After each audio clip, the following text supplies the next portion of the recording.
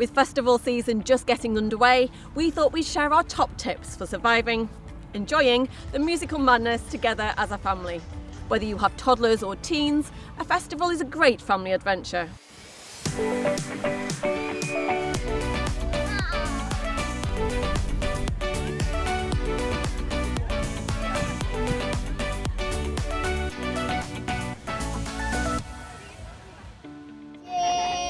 Start local and small.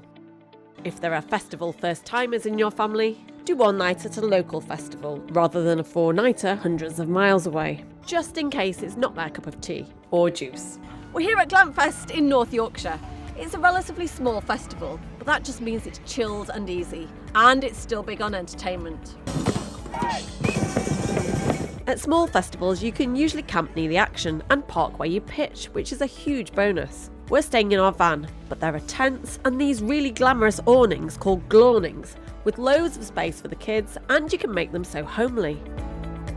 You can usually buy day tickets to festivals, but a big part of the fun is sleeping in a field and having an alfresco breakfast, or breakfast in bed if you're super tired. So do try to overnight to get a real feel for it. Bring friends. With friends or family, you can share food and drink queuing, toilet runs and trips back to camp. And the children can hang out together. To sum up, bringing friends makes your life easier and the festival more fun. Relax the rules. Festivals are a time to break from routine and relax the rules, whether it's sugar overdoses or late bedtimes. Night, night. Be creative. There's often theme nights, so you can do fancy dress, and lots of children and adults don glitter, sequins, fairy wings, face paint. Pretty much anything goes. Embrace the mess. You're living in a field. The mud, glitter and ice cream stains are all badges for having a good time. And a washcloth can work wonders. If there are showers, they're usually in short supply with long queues, so head there in the afternoon when they're shorter. Security. Usually you'll be given a band for children, so you can write your numbers on in case they get lost. Take a pen. It's worth running through what to do if you are separated. Agree on a meeting place and ensure they can recognise festival staff. Phone reception can be very poor.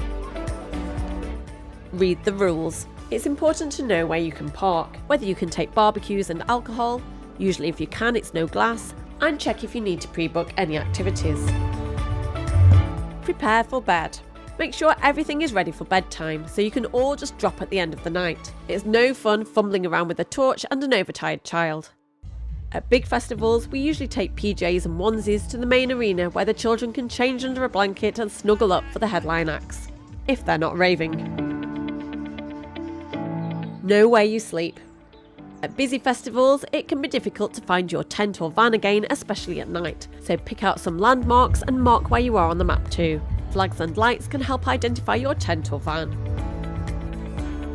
Book tickets early. Festivals have early bird discounts and the tickets are often released just under a year ahead of the event. If you book early, you can also get your choice of campsite. We hope we've inspired you to try a family festival. It's one of the highlights of the year for the family tripping crew.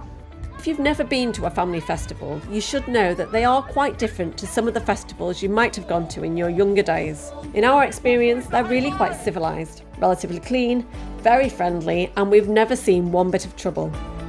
Do let us know in the comments if you have any other family festival tips, and give us a like, as it makes us do a happy dance and helps our channel grow.